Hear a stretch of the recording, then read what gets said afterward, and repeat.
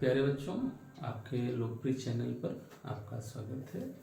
अक्सर हमने देखा है कि जब भी कोई परीक्षा होती है, चाहे हम सर्विस लोक सेवा आयोग की सर्विसें देखें या टीचर्स की, इन दिनों हम लोग मुख्य रूप से बीपीएससी द्वारा आयोजित जो टीचर्स की परीक्षाएं हैं उस पर ध्यान केंद्रित कर रहे हैं।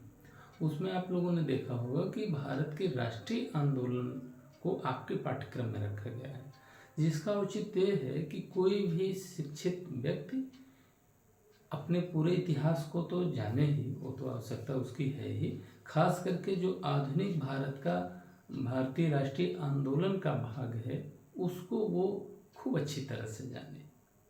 इस नाते कि अभी एक तो हाल का है एक बात, दूसरी बात है कि उसमें हम लोगों ने अंग्रेजों की 200 बरस की, लगभग 200 बरस की गुलामी के बाद जो संघर्ष किया, हम लोगों ने स्वयं संघर्ष किया, अपनी पीड़ा को व्यक्त करने के लिए एक मंच बनाया और उस मंच ने सबको अपने साथ जोड़ा और उस मंच का नाम रहा कांग्रेस, जो दिसंबर 1885 में स्थापित हुई और जिसके 3 चरण रहे, 1885 से 1905, 1905 से 1919 और 1919 से 1947।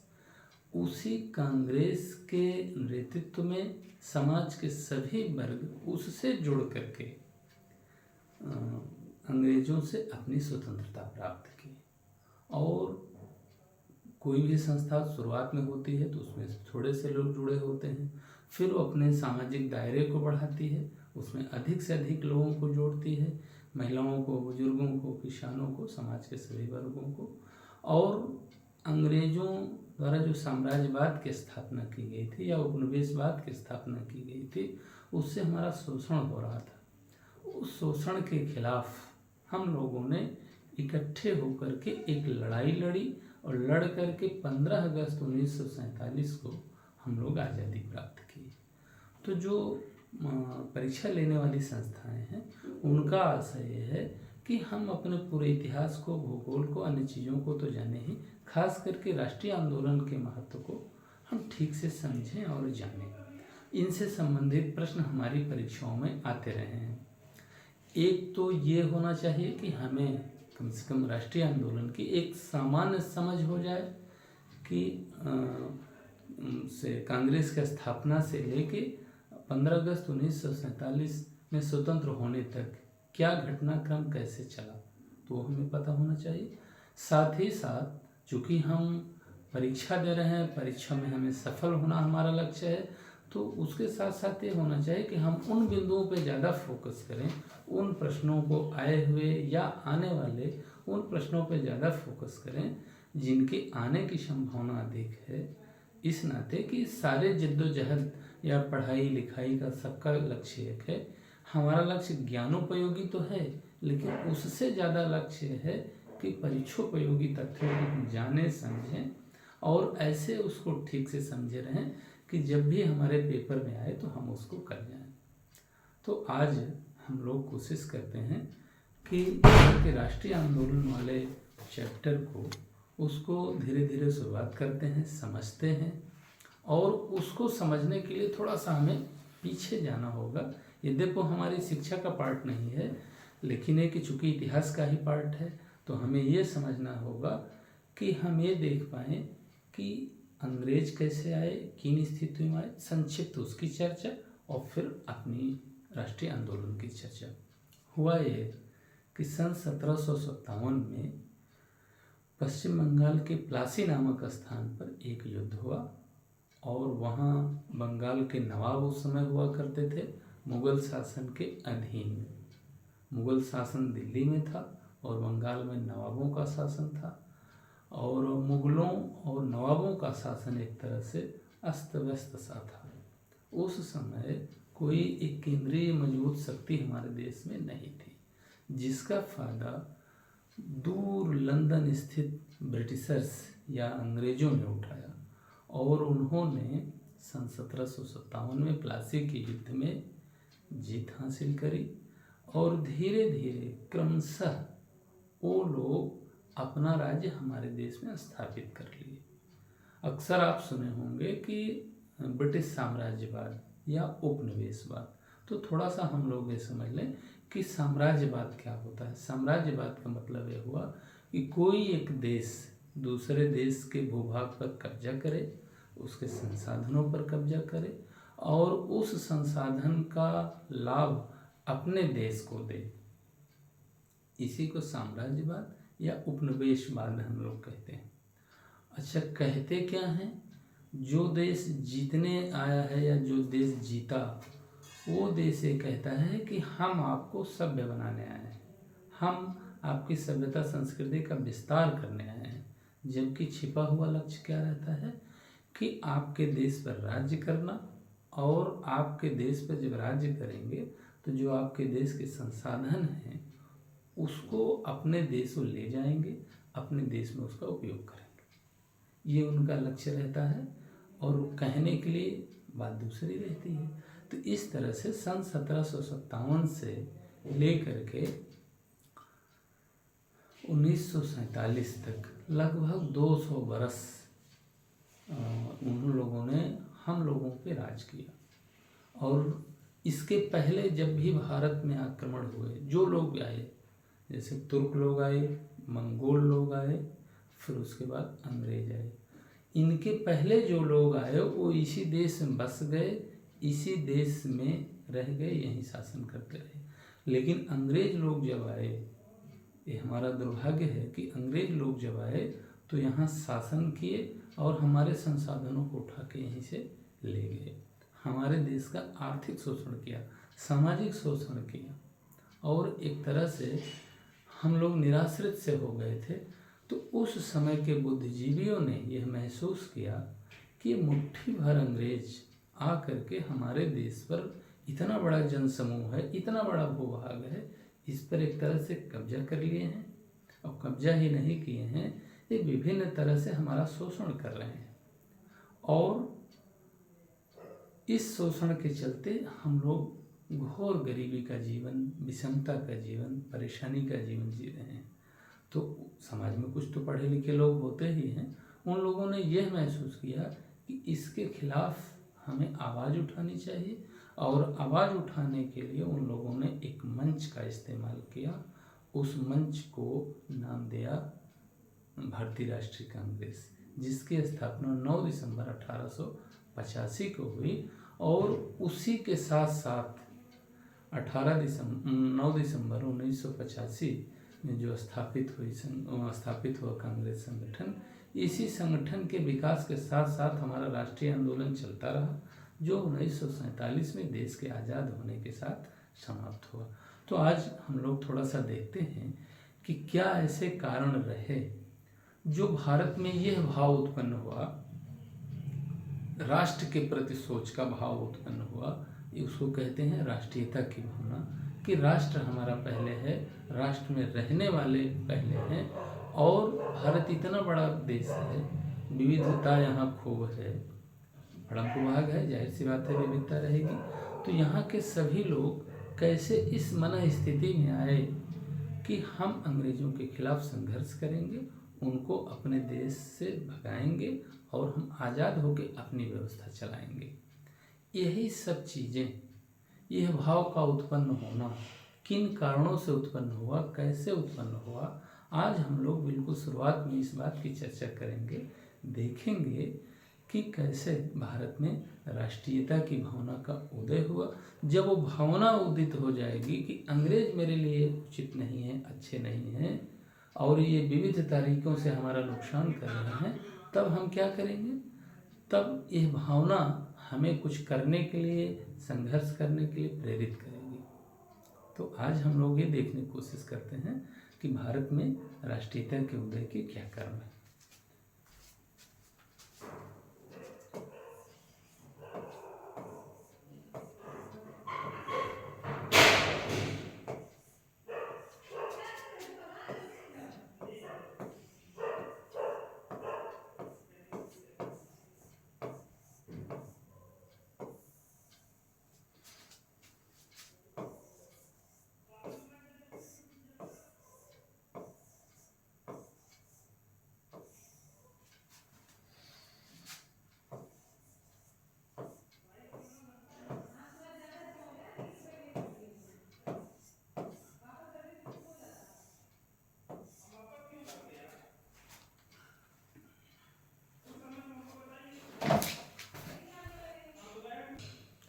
तो देखिए ये टॉपिक लिखे हुए हैं भारत में राष्ट्रीय उत्पत्ति के कारण।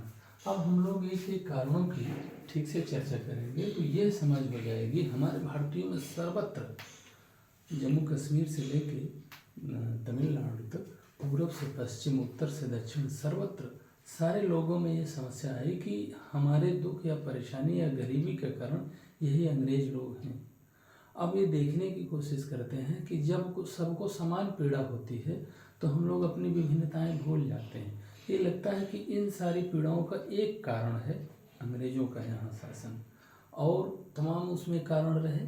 अब उन कारणों की एक एक की हम लोग ठीक से चर्चा करेंगे और देखेंगे। जैसे है पहला कि आर्थिक कारण।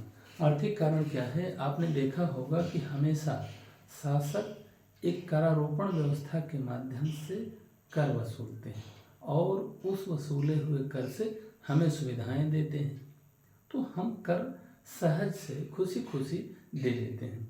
लेकिन अंग्रेज़ों के साथ क्या हुआ? उन्होंने हमसे खूब जम के भू राजस्व वसूल किया, लेकिन उसका हमारे हित में उपयोग नहीं किया, उसको वो इंग्लैंड भेजते थे। तो हमें क्या लाभ हुआ? और हम इस तथ्य से अनजान थे एक तरह से, चूँकि शिक्षा उस समय ज़्यादा नहीं थी, हम अनजान थे कि ये ऐसा हो कहाँ रहा है। चूँकि राजस्व इकट्ठा हुआ, फिर हमको पूछने या जानने या ये आंकड़ा हमारे पास नहीं होता था, हमारे पास माने हमारे आम जन के पास, कि उस धन का क्या हुआ। तो वो धन बाहर जाता था। जब हमारे ही बीच के सर्वप्रथम दादा भाई नौरोजी ने अपने एक लेख में धन निष्कासन का सिद्धांत दिया। धन निष्कासन मतलब होता है बाहर जाना। धन निष्कासन का सिद्धांत दिया दादा भाई नौरोजी ने। तो जब धन निष्कासन सिद्धांत दे करके उन्होंने हम लोगों को समझाया कि हमारे यहाँ इतना राजस्व मिला और ये इस रूप में बाहर जा रहा है, इंग्लैंड जा रहा है, तो हम भारतीयों की आँख खुल गई कि वास्तव में जो हमसे विभिन्न प्रतिकूलताओं, मौसमी प्रतिकूलताओं के बावजूद जो हमसे धन करारोपण के माध्यम से लिया जा रहा है, भू राजस्व के माध्यम से लिया जा रहा है, जो अधिक से अधिकतम था। चूँकि वो हमारा यहाँ विषय नहीं है, लेकिन हम ये मान के चलते हैं कि अधिक से अधिक जो करारोपण हो रहा था उसका सब किसी न किसी माध्यम से वो इंग्लैंड जा रहा है। तो जाहिर सी बात है कि मौसम की प्रतिकूलता, अन्य सुविधाओं असुविधाओं के बावजूद जो हमसे भू राजस्व के रूप में वसूला गया धन, वो बाहर चला गया, तो हमारे लिए तो कोई फ़ायदा हुआ नहीं। और जब हम इस तथ्य से अनजान थे तो शायद हमारी पीड़ा कम थी। लेकिन जैसे ही हमें जान पाए धन निष्कासन के सिद्धांत के माध्यम से, दादा भाई नौरोजी ने जब प्रथम बार इस चीज़ को हमारे सामने प्रकट किया तो हमारी आँख खुल गई कि वास्तव में तो बड़ा गड़बड़ है। तो और एक चीज़ और है कि आर्थिक कारणों में ये धन निष्कासन का सिद्धांत दादा भाई नौरोजी ने ही प्रथम बार दिया, तो ये प्रश्न हमारे लिए बड़ा महत्वपूर्ण हो जाता है। और जो हमारे संस्थाएं हैं जो परीक्षा लेती हैं, उनके भी बड़ा रुचि का विषय है कि धन निष्कासन सिद्धांत किसका है, तो दादा भाई नौरोजी का है। वो लोग अक्सर इस प्रश्न को बनाते हैं, तो एक तरह से हम इसमें स्टार लगा देते हैं। इससे प्रकट होगा कि यह प्रश्न हमारे लिए बड़ा इम्पोर्टेंट है, और इसको यहाँ कहीं लिख दें, दादा भाई नौरोजी ने प्रतिपादित किया। यह प्रश्न हमारे लिए पहला है, बहुत ही इम्पोर्टेंट है। और हमारी परीक्षा के जो प्रश्न सेटर हैं उनकी बड़ा रुचि का विषय है कि दादा भाई नौरोजी ने प्रथम बार धन निष्कासन का सिद्धांत दिया। तो आर्थिक कारण सबसे ज़्यादा प्रभावित करता है किसी भी व्यक्ति को। अर्थ की तो हमारे जीवन में भूमिका होती ही है। तो अर्थ जो हमसे लिया जा रहा है उसके बदले हमें कोई सुविधा नहीं मिल रही, बल्कि यह धन बाहर जा रहा है, जिसके कारण हमारे देश में घोर गरीबी, अकाल, तमाम समस्याएं थी। तो जब हम लोगों ने इस सिद्धांत को जाना तो उससे हमें अपने राष्ट्र के प्रति एक भावना उत्पन्न हुई और यह महसूस हुआ कि यार इस शासन को हटना चाहिए। ठीक, दूसरा देखते हैं आधुनिक शिक्षा का प्रचलन। आपको पता है कि जब हम शिक्षित हो जाते हैं तो हमें समझ भी हो जाती है, विवेक हो जाता है। विवेक क्या करता है? हमें उचित अनुचित का ज्ञान करा देता है। तो जैसे धीरे धीरे हमारे यहाँ शिक्षा बढ़ी, शिक्षा अंग्रेज चाह के नहीं बढ़ा रहे थे, चूँकि वहाँ से थोड़े लोग आए थे तो वो लोग चाहते थे कि बड़े बड़े पदों पर हमारे लोग रहें, लेकिन जो क्लर्कियल टाइप के छोटे छोटे कार्य है उसके लिए यहाँ के लोग भर्ती कर लें, उनसे अपने ढंग का काम चलाएं। तो जब उन्होंने शिक्षा शुरू करी और हमारे लोगों ने शिक्षा पाई, और ख़ास करके उसी समय में पश्चिम में इंग्लैंड में खास करके जो उदारवादी तमाम विचारक थे, बर्क हैं, मिल हैं और तमाम उदारवादी विचारक रहे, उनके जब विचारों को उन्होंने जाना समझा तो उनके मानस पटल खुले एक तरह से, और उन्होंने यह महसूस किया शिक्षित होकर के कि आखिर चल क्या रहा है, हो क्या रहा है, अपने राष्ट्र के प्रति, अपने समाज के प्रति, अपने देश के प्रति उनमें एक भावना जन्म ली। और यही भावना जो जन्म ले रही है, चाहे वो आर्थिक शोषणों के माध्यम से, पीड़ाजनक स्थिति जो आई उसके माध्यम से, या शिक्षित होकर के, समझदार होकर के कि अंग्रेजी शासन हमारे लिए लाभप्रद नहीं है जैसा कि वे कहते थे। कारण यह है कि वो हमारे मन मस्तिष्क में बिल्कुल प्राथमिक कक्षाओं से ही बैठा देते थे अंग्रेजी शासन के लाभ। तो अगर हम समझदार नहीं हैं तो उनकी कही हुई बात को ही हम मानेंगे कि हाँ भाई लाभ है, जबकि लाभ तो कुछ है नहीं।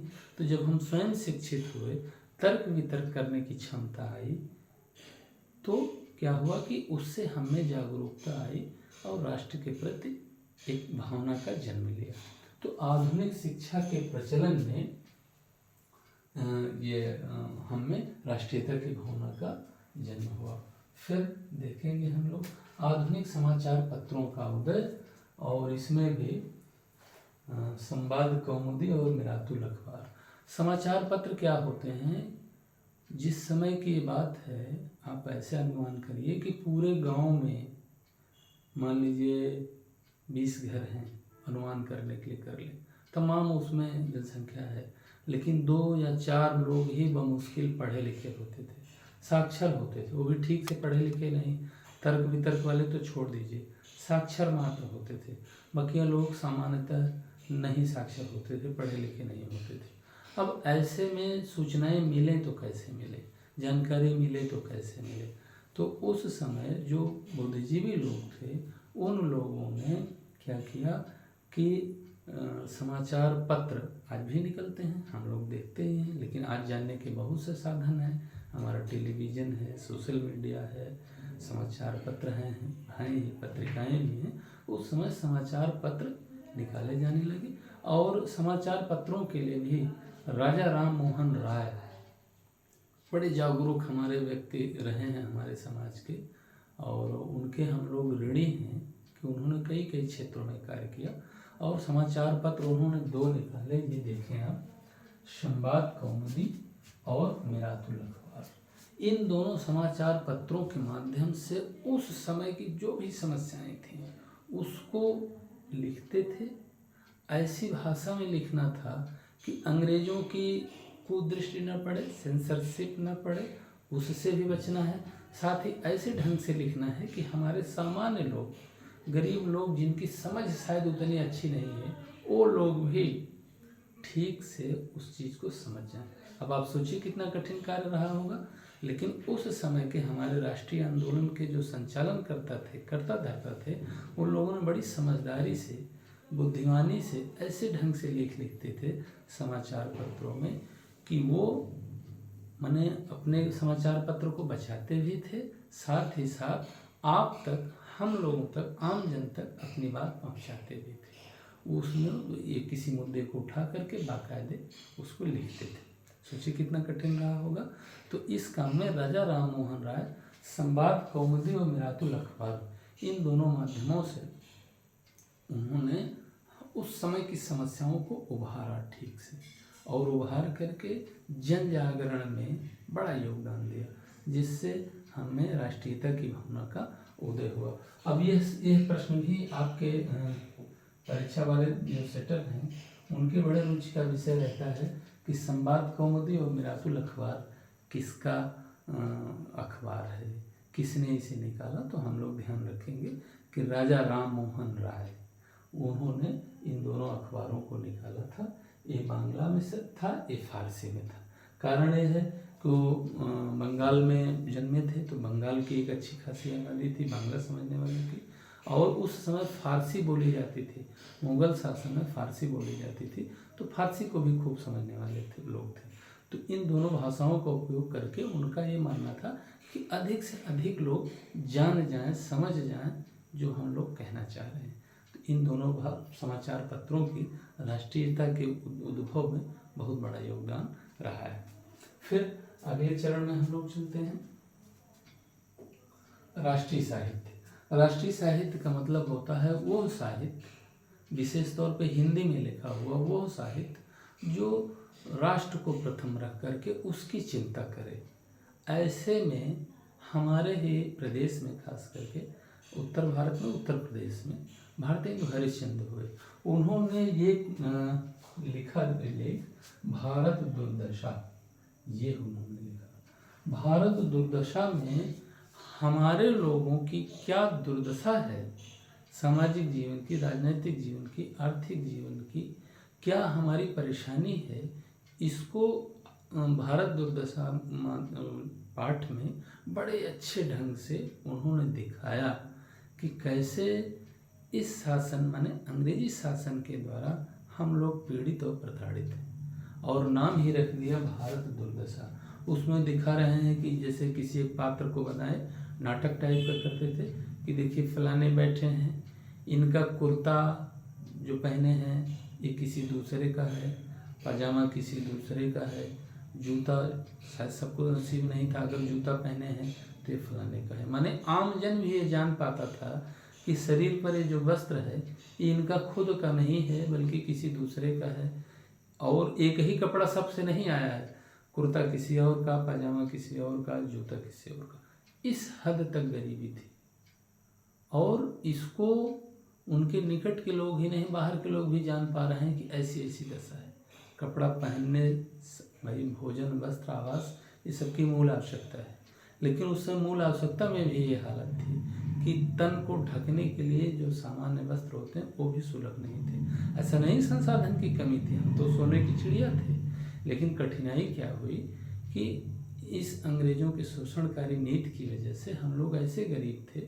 इन सब चीज़ों को नाटक के माध्यम से, फिर हम वही चर्चा करेंगे कि अंग्रेजों से बचाना भी था कि अंग्रेजों की कुदृष्टि न पड़े, और साथ साथ अपने लोगों को समझाना बताना भी था कि जो आपकी परेशानी है इसकी वजह अंग्रेज है, ब्रिटिश शासन है, इसको हटना चाहिए। तो जब इन चीज़ों को लोगों ने देखा, समझा, तो उनके मन मस्तिष्क में विचार कौंधा और अपनी परेशानी का भी अनुभव हुआ कि इस परेशानी को हटनी चाहिए। तो भारत दुर्दशा के माध्यम से राष्ट्रीय जो भारतेंदु हरिश्चंद्र जी ने लिखा, ये भी बड़ा इम्पोर्टेंट रहता है, प्रश्न इसमें आते रहते हैं। भारत दुर्दशा के माध्यम से ऐसे तमाम लेखक हुए, बालकृष्ण भट्ट हुए, प्रताप नारायण मिश्र हुए, तमाम हिंदी के लेखकों ने अपनी कलम लेखनी के माध्यम से एक से एक लेख लिख करके राष्ट्रीय साहित्य में अपना योगदान दिया, और साथ ही साथ हम लोगों को जगाया, प्रेरित किया। ठीक है, अगले में देखेंगे क्या हुआ कि अंग्रेजों को ये था कि भारत में, मान लीजिए उन्होंने पश्चिम बंगाल के रास्ते, प्लासी के रास्ते धीरे धीरे घुसे, और विभिन्न नीतियों के माध्यम से भारत के एक बड़े भूभाग को वो कब्जे में ले लिया। भूभाग कब्जा में लेना ही था, कारण यह है कि हमको तो माने उपनिवेश बनाए हुए थे, साम्राज्य का विस्तार कर रहे थे, तो अपने शासन को, सेना के, पुलिस के आवागमन के लिए और संसाधनों को तट तक ले आने के लिए, जिसको आसानी से इंग्लैंड भेजा जा सके, उसके लिए उन्होंने संचार के साधन, आवागमन के साधन उन्होंने विकसित किया, और वो उनके लिए तो बना ही, लेकिन उसका अप्रत्यक्ष रूप से लाभ हमें भी हुआ। जब पूरा देश धीरे धीरे एक साथ हुआ, जैसे मान लें कि जो पीड़ा उत्तर प्रदेश के लोगों की, वही पीड़ा मध्य प्रदेश के लोगों की, वही पीड़ा आंध्र प्रदेश के लोगों की, वही पीड़ा तमिलनाडु के लोगों की, और जब एक साधन के माध्यम से हम लोग इकट्ठे हुए, जान पाए इस बात को, तो ये चीज़ें उन्होंने अपने लाभ के लिए बनाई थी। जैसे मान लीजिए रेलवे का उन्होंने विस्तार किया, तो रेलवे हमारे लिए नहीं बनाया उन्होंने रेलवे बनाया कि दुर्गम क्षेत्रों तक, भारत के आंतरिक क्षेत्रों तक हमारी पहुंच कैसे हो सके। चूँकि साम्राज्य विस्तार किए हैं तो वहाँ जाना ही है, करारोपण कैसे होगा, भूजल राजस्व की वसूली कैसे होगी, साथ ही जो संसाधन हैं वो तट तक आएंगे तभी स्टीमर के माध्यम से या जल परिवहन के माध्यम से वो ब्रिटेन जाएगा। तो उसके लिए उन्होंने बनाया। इसी के लिए बाल गंगाधर तिलक ने रेलवे के जब उन्होंने खूब रुचि ली और विस्तार करना शुरू किया तो उन्होंने कहा कि यह दूसरे की पत्नी को सिंगार पटार करने जैसे है। तात्पर्य है, अब एक मन करेगा कि भाई रेलवे की आलोचना कर रहे हैं, उनका मतलब यह था कि जब हमारे देश की गरीब जनता ऐसी है और रेलवे पे खूब संसाधन व्यय किया जा रहा है तो ये हमारे लिए नहीं है। हम लाभ उठा लें तो और बात है, लेकिन वो हमारे लिए नहीं, ये उनके लिए है, वो अपने लाभ के लिए बना रहे हैं। लेकिन अप्रत्यक्ष रूप से हम लोगों ने भी लाभ उठाया। क्या हुआ कि हमारा एकीकरण हो गया। तो तीव्र संचार एवं परिवहन के जो साधन अंग्रेजों ने अपने लाभ के लिए बनाए थे, उसका अप्रत्यक्ष रूप से हम लोग ये लाभ पाए कि हम लोग इकट्ठे हो गए। जब तक हम में परस्पर संवाद नहीं होगा, परस्पर समस्याओं को जानेंगे समझेंगे नहीं, तब तक हम एक होकर के अपनी आवाज़ उठा नहीं सकते। तो तीव्र परिवहन एवं संचार के साधनों ने हमारे लिए ये चीज़ ला दी कि हम इकट्ठे हो गए। यद्यपि उन्हें हमें इकट्ठा करने का कोई औचित्य नहीं था, वो तो अपने लाभ के लिए सारा कार्य कर रहे थे। अरे और आपको बता दें, जो रेलवे का विस्तार किया जा रहा था उसमें जो रेलवे में पैसा लग रहा था, खास करके ब्रिटिश उद्योगपति लगा रहे थे और भारत सरकार उन्हें पैसा दे रही थी। और जो लाभांश है, भाई ब्रिटिश उद्योगपति लगाएंगे, जो लाभांश है वो ब्रिटिश उद्योगपति अपने घर ले जा रहे थे और उसको अंग्रेज लोग दिखा रहे थे कि हम देखिए इतना पैसा रेलवे पर खर्च किए, जबकि उस रेलवे का अधिकतम उपयोग वो अपने लिए करते थे और लाभ जो है वो यहाँ नहीं रह करके ब्रिटेन चला जाता था। तो एक तरह से ये भी हमारे शोषण का एक जरिया ही था कि जो सीधे धन भेजते थे वो तो भेजते ही थे, जो यहाँ किसी इंफ्रास्ट्रक्चर पर आधारभूत चीज़ों पे लगाते भी थे वो ब्रिटिश उद्योगपति ही लगाते थे और उनका जो लाभांश मिलता था वो बाहर ले जाते थे। तो ये भी धन निष्कासन का ही एक तरीका था कि पैसा जाता था। ठीक है, फिर हम लोग देखेंगे अगले में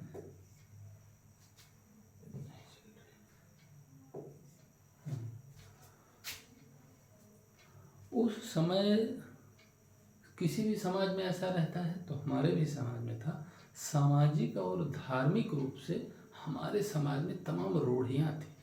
जैसे अगर हम सामाजिक एक रूढ़ की अगर चर्चा कर लें तो उस समय सती प्रथा खूब चल रही थी, जातिवाद खूब था, थोड़ी मात्रा में आज भी है, लेकिन उस समय ये सारी चीज़ें, इसी तरह से धार्मिक रूप से तमाम कुप्रथाएं हमारे समाज में व्याप्त थी।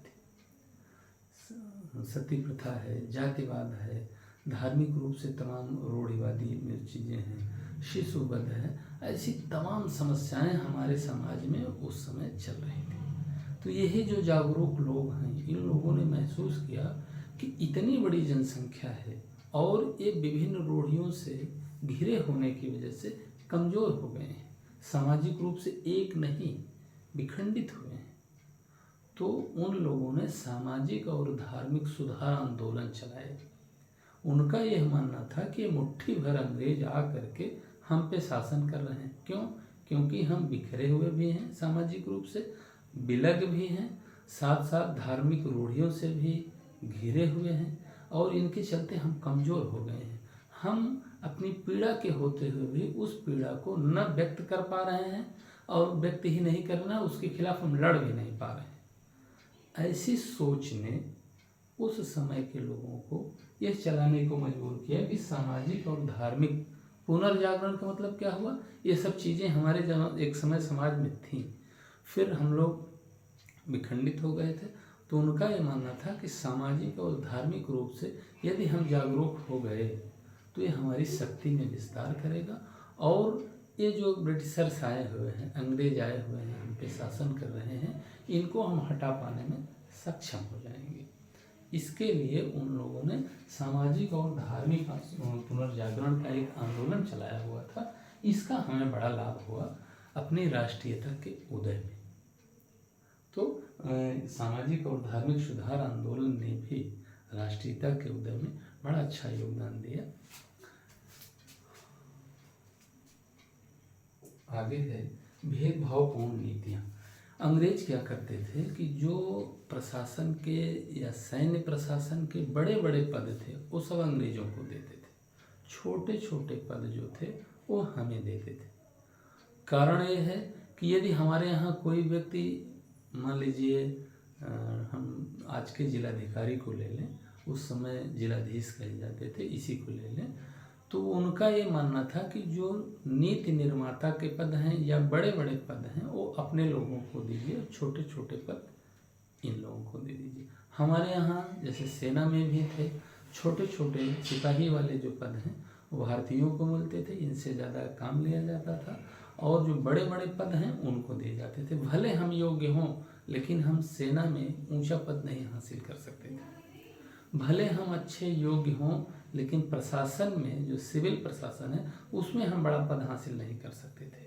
तो कहीं न कहीं ये भेदभावपूर्ण नीतियाँ हमारे लोगों को खरती थी कि एक तरफ तो कहते हैं हम आपको सभ्य बनाने आए हैं, आपको हम अच्छा शासन देने आए हैं, दूसरी तरफ ये है कि एक तो हम कम शिक्षित हैं, तो एक तथ्य है, लेकिन जो हम लोग शिक्षित योग्य भी हैं उनको भी प्रशासन में ऊंचे अवसर नहीं दे रहे हैं, जाने नहीं दे रहे हैं, और उसके लिए किसी न किसी नीति का सहारा कि इसकी वजह से आप आगे नहीं जा पाए। तो जब हम आप ऐसे पदों पे नहीं जा पाते हैं तो हमारे मन में एक वितृष्णा जन्म लेती है कि यार हम तो वहाँ नहीं जा पाए। ये भावना अधिकांश लोगों के साथ हुई, और हुई ही नहीं, उन्होंने अपनी चीज़ों को लोगों को बताया भी। हमारे लोगों ने देखा भी कि सक्षम होते हुए भी प्रशासन में, सैन्य प्रशासन में हमारे लोग आगे नहीं बढ़ पा रहे हैं।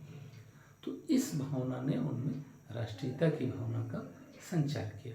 साथ ही अंग्रेजों में बड़ा जातीय अहंकार था कि हम गोरे लोग हैं, हम सभ्य हैं, हम ज़्यादा योग्य हैं। ये हमें क्या करते थे, काले, नीग्रो और तमाम स्वर या अपशब्दों से हमें अपमानित करते थे।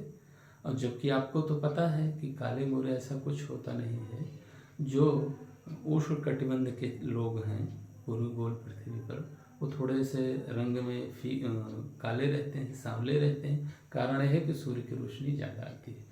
जैसे जैसे हम ध्रुवों की तरफ बढ़ते जाते हैं, शीतोष्ण कटिबंध या ध्रुवों की तरफ, वहाँ सूर्य की रोशनी कम पड़ती है, तो जाहिर सी बात है वो थोड़े गोरे रहते हैं। ये तो एक भौगोलिक कारण है। लेकिन उनका कहना क्या था कि हम काले हैं, नीग्रो हैं, सुअर हैं और तमाम अपशब्दों से हमें नवाजते थे।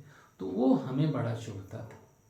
तो जातीय अहंकार उनमें बहुत था कि हम न केवल गोरे हैं बल्कि बुद्ध विवेक में भी श्रेष्ठ हैं, और आप केवल शासित होने के लिए बने हो, हम शासन करने के लिए बने हैं, और इसी पुनीत उद्देश्य से हम इतनी दूर से चल के आपके यहाँ शासन करने आए हैं। ये उनका मानना था, और मानना नहीं था, ये कुल मिला के जातीय अहंकार था जो हम सभी लोगों को चुभता था। और यह चीज़ हम लोग दिन प्रतिदिन महसूस करते थे, और जैसे जैसे हमारी जागरूकता बढ़ती गई, ये जो चुभन है वो बढ़ती गई, और इस चुभन ने ही एक तरह से राष्ट्रीयता के विकास में अपूर्व योगदान दिया। ठीक है, तो ये देखेंगे हम लोग। और लॉर्ड रिपन एक वायसराय हमारे यहाँ हुए, तो अपेक्षाकृत अन्य वायसरायों की तुलना में वो उदार थे। हुआ ये कि जनपद स्तर पर जो जनपद न्यायाधीश होते हैं, तो जनपद न्यायाधीश हुए तो चाहे अंग्रेज हों चाहे उसमें भारतीय हों, कोई मतलब नहीं, एक पद पे हैं तो समान अधिकार समान दायित्व होने चाहिए। लेकिन जब रिपन ने इस विचार के तहत महसूस किया कि जो जनपद न्यायाधीश हों वो चाहे भारतीयों के मामले को देखें चाहे अंग्रेज़ों के मामले को देखें, वो समान रूप से देख सकते हैं।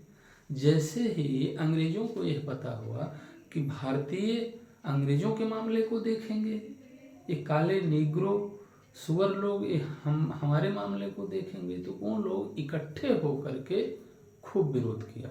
वायसराय चाह करके भी, लॉर्ड रिपन उदारवादी थे, चाह करके भी उस व्यवस्था को लागू नहीं कर पाए। इसके पहले क्या व्यवस्था थी, अंग्रेजों के मामले सिर्फ अंग्रेज न्यायाधीश ही देखेंगे, तो जाहिर सी बात है वो पक्षपात करते थे। हमारे लोग हमारे मामलों को देख लेते थे, लेकिन वो हमारे भी मामले को देख लेते थे, लेकिन अंग्रेज के मामले को सिर्फ अंग्रेज देखेंगे। यह व्यवस्था जब प्रथम बार रिपन ने इस इल्बर्ट बिल के माध्यम से समाप्त करनी चाहिए, तो अंग्रेजों ने एकजुट होकर के खूब विरोध किया, और न चाहते हुए भी लॉर्ड रिपन को उस व्यवस्था को वापस करना पड़ा। तो हमारे भारतीयों की आंखें खुल गई कि ये अपने विशेषाधिकार की रक्षा के लिए कुछ भी कर देते हैं, साथ ही संगठित होकर विरोध करते हैं। तो उससे दो चीज़ें आई हम लोगों के मन में कि अंग्रेजों के रहते हम लोग बड़े पद को हासिल नहीं कर सकते, ये अपने विशेषाधिकार को कायम रखना चाहते हैं हर कीमत पर। दूसरी चीज़ है कि यदि हम एकजुट होकर विरोध करें तो केवल यही छोटी मोटी परेशानियों से निजात नहीं मिलेगी, बल्कि यह जुल्मी अंग्रेजी शासन ही यहाँ से हट जाएगा। और इसी विश्वास ने धीरे धीरे यह अवसर ले आया कि हम एक अपना मंच बनाएं, जो दिसंबर 1885 में भारतीय राष्ट्रीय कांग्रेस के नाम से बना भी। और एक लंबे संघर्ष के बाद, यद्यपि खूब संघर्ष हमें करना पड़ा, तमाम परेशानी झेलनी पड़ी, लेकिन फिर हम लोग 15 अगस्त 1947 को अपने देश को आज़ाद करा ले गए। आज़ाद तो कराए, लेकिन उसके साथ साथ एक दुखद घटना यह हुई कि हमारे देश का विभाजन हो गया, और जिसका दंश कहीं न कहीं हम आज भी झेल रहे हैं। वो तो एक अलग तथ्य है, लेकिन फिर भी हम लोग एकजुट होकर के अपने देश को आज़ाद करा ले गए। आज हम लोग चांद को छू रहे हैं, विभिन्न जगहों पे जा रहे हैं, चाहोर जितनी प्रगति हमारी हो सकती है उस हम लोग करने का प्रयास में हैं, कोशिश कर रहे हैं। अगर अंग्रेज यहाँ रहते ही शासन करते तो हम लोग कितने पीछे होते, और जिन संसाधनों को यहाँ से वहाँ ले गए, उन संसाधन के अगर यहाँ रहता तो उसका क्या फ़ायदा हमको मिलता। अब वो तो जो गया सो गया ही, लेकिन फ़िलहाल हम लोगों ने 15 अगस्त 1947 को आज़ादी हासिल करके अंग्रेज़ों के शासन से मुक्ति पा ली, और 85 से लेकर के 1947 तक जो हम लोगों ने संघर्ष किया और उसके जो विभिन्न चरण रहे, इसी चरण को हम लोग राष्ट्रीय आंदोलन के नाम से जानते हैं। एक तो ये हमारे सामूहिक संघर्ष का प्रतिफल है, दूसरी चीज़ है कि निकट का है, तीसरी चीज़ है कि हमारे जो परीक्षा सेटर हैं इनके दिमाग में रहता है कि प्रत्येक व्यक्ति को कम से कम इस कालखंड के इतिहास को ठीक से जानना समझना चाहिए। इसी वजह से हमारे पाठ्यक्रम में उन लोगों ने इस चीज़ को रखा है। तो हम केवल इस चीज़ की सामान्य समझ ही नहीं रखेंगे, बल्कि उन प्रश्नों पर फोकस भी करेंगे जो हमारे यहाँ प्रश्न बार बार आते रहते हैं। चूँकि सारी पढ़ाई का अंतिम लक्ष्य यही है कि हम लोग अपनी परीक्षा को पास कर लें। ज्ञान तो सामान्य रूप से हो ही जाए, सामान्य ज्ञान तो होना ही चाहिए, सबको होना चाहिए, लेकिन परीक्षा भी पास कर ले जाए। तो परीक्षा में पास करना पहला लक्ष्य है। तो इस पढ़ाई के साथ साथ हम लोग ये भी देखेंगे कि कौन से प्रश्न कब आ रहे हैं, कब आए हैं, या किनकी आने की संभावना है, उनकी चर्चा करते रहेंगे। आप लोग उनको भी ठीक से ध्यान दे के याद करेंगे, रिपीट करेंगे, तो मन मस्तिष्क में रहेगा। परीक्षा हाल में हम लोग उसको सही से कर लेंगे।